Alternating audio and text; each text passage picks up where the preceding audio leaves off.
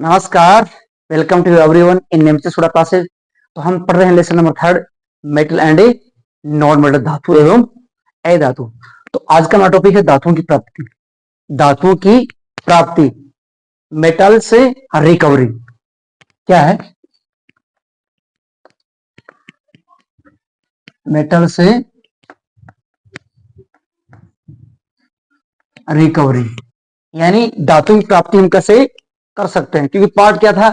Metal and non metal, धातु एवं अधातु है। तो धातुओं की प्राप्ति कैसे होती है, ठीक है। तो धातु की प्राप्ति के लिए हम क्या करेंगे? सबसे पहले हमें खनिज के बारे में पढ़ेंगे। क्या पढ़ेंगे? खनिज। जैसे इसके बारे में सब आप परिचित हैं, खनिज किसे कहते हैं, ठीक है। खनिज जिसको बोलते हैं मिनरल, क्या बोलते हैं? मिनरल, ठीक है, मिनरल। तो देखो इसकी परिभाषा क्या है?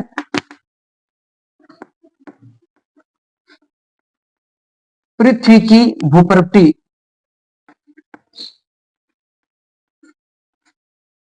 पृथ्वी की भूप्रवृत्ति में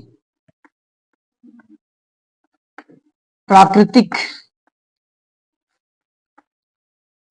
रूप से पृथ्वी की भूप्रवृत्ति में प्राकृतिक रूप से पाए जाने वाले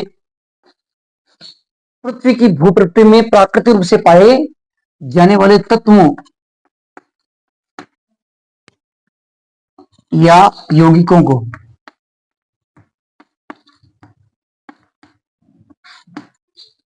यौगिकों को यौगिकों को क्या बोलते हैं?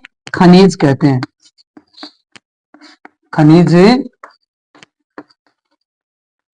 कहते हैं। ये इसकी डेफिनेशन, परिभाषा क्या है? पृथ्वी की भूप्रवृत्ति में, भूप्रवृत्ति में होता है पृथ्वी की 2-3 परतें होती है, सियाल सीमा और नीचे, ठीक है ना। तो पृथ्वी की भूपृष्ठ, पृथ्वी की भूप्रवृत्ति में प्राकृतिक रूप से पाए जाने वाले तत्वों या यौगिकों को क्या बोलते हैं? एलिमेंट्स और कंपाउंड्स को क्या बोलते हैं? खनिज कहते हैं। या पृथ्वी से खोदकर निकाले जाने वाले पदार्थों को खनिज कहते हैं, ठीक है ना। तो ये हो गया खनिज की परिभाषा। उसके बाद में अयस्क आता है। क्या आएगा? अयस्क। अयस्क, ORE, और इसका होता है अयस्क। तो देखो इसकी परिभाषा क्या है? वे पदार्थ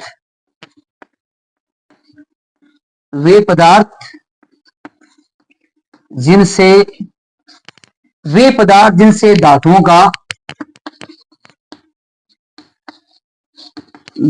का व्यावसायिक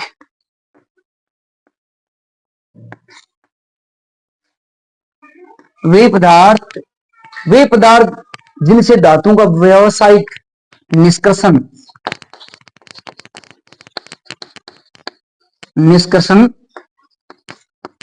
किया जाता है उसे अयस्क कहते हैं। वे पदार्थ जिनसे धातुओं का व्यावसायिक निष्कर्षण किया जाता है, धातु प्राप्त की जाती है, किया जाता है, उसे ऐसे कहते हैं। देखो कोई भी धातु है, सोना हो चाहे चांदी हो, कुछ भी हो, ठीक है ना, उसका ऐसे उसका पत्थर होता है, और पत्थर में क्या होती है? उसकी धातु होती है, ठीक है। तो उनसे धातु प्राप्त की जाती है। ये नहीं कि प्रकृति में हमें ऐसे मिल गई, खोदार हमें धातु मिल गई, सोना मिल गया, चांदी मिल गया, तांबा मिल गया, ऐसे कभी नहीं मिलता, ठीक है। उसका ऐसे होता है। तो वे पदार्थ जिनसे धातुओं का व्यावसायिक निष्कर्षण किया जाता है उसे क्या बोलते हैं? ऐसे की कहते हैं, ठीक है।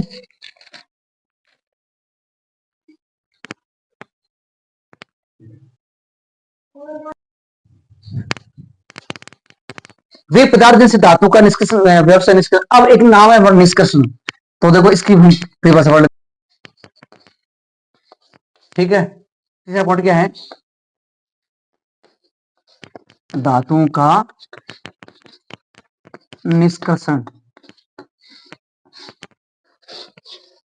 ठीक है ना। तो एक्सट्रैक्शन ऑफ मेटल्स, ठीक है ना, इसको एग्जैक्शन बोलते हैं, वो एक्सट्रैक्शन ऑफ मेटल्स, ठीक है ना, धातुओं का निष्कर्षण कैसे किया जाता है, ठीक है, धातुओं का निष्कर्षण कैसे किया जाता है, ठीक है। तो उसमें क्या देखो, अयस्क से धातु प्राप्त करने के लिए जो तरीका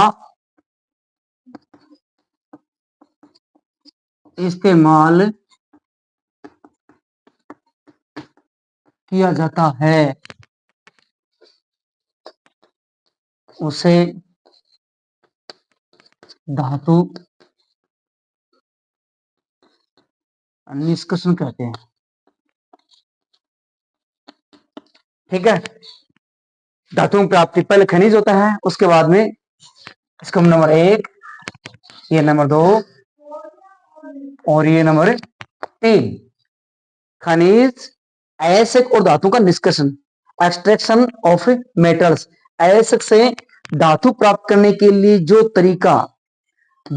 तरीका इस्तेमाल या यूज किया जाता है उसे धातु निष्कर्षण कहते हैं।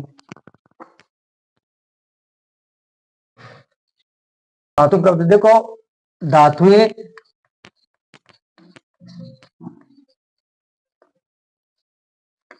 पृथ्वी में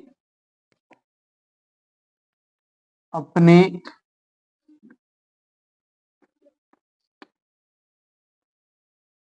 अयस्कों में दो रूपों में पाई जाती है। धातुएं पृथ्वी में अपने अयस्कों में दो रूपों में पाई जाती है, ठीक है ना। तो इसमें पहला क्या है, स्वतंत्र अवस्था में, स्वतंत्र अवस्था है जिसको बोलते हैं मुक्त अवस्था में। तो स्वतंत्र अवस्था में पाई जाने वाली धातुएं,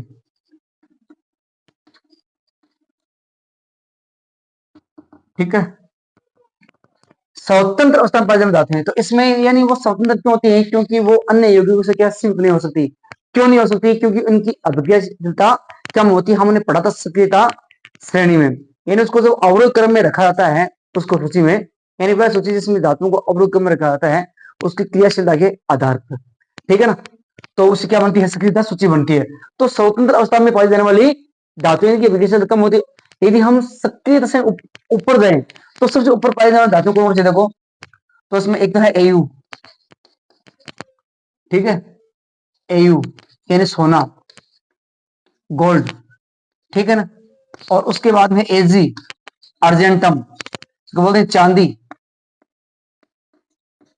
ठीक है।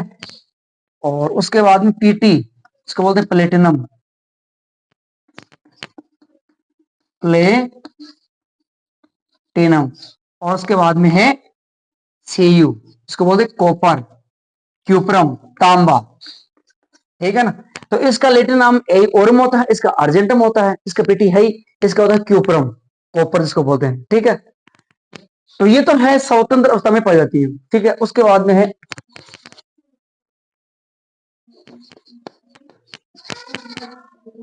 अपने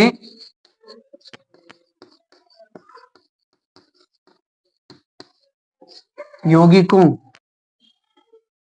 अपने यौगिकों के रूप में पाई जाने वाली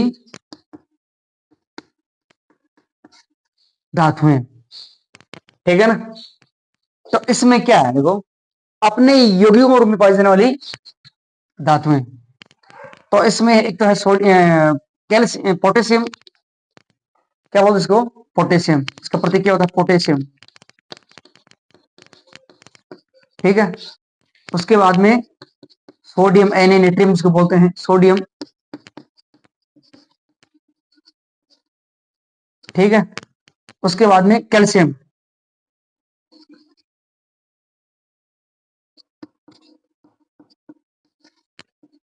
कैल्शियम। ठीक है, और मैग्नीशियम, Mg।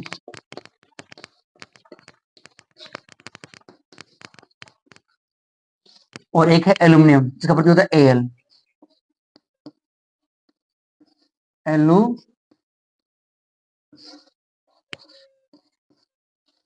एल्यूमिनियम। ठीक है, तो क्या है, अपने यौगिक रूप में ये जो धातु होती हैं अपने या तो सल्फाइड एसिड या होते हैं कार्बोनेट एसिड ग्रुप में पाई जाती है। हम आगे पढ़ेंगे पर, और जो वर्धन क्रिया पढ़ेंगे उसको बता दूंगा सल्फाइड एसिड कैसे अलग होते हैं इनमें से, और कार्बोनेट एसिड कैसे अलग होते हैं। ठीक है, तो धातुएं पृथ्वी में अपने एसिड दो रूप में पाई जाती है, एक तो स्वतंत्र अवस्था में, एक होती है अपने यौगिक रूप में पाई जाने वाली धातुएं, या जिसको बोलते हैं संयुक्त अवस्था में। ओके।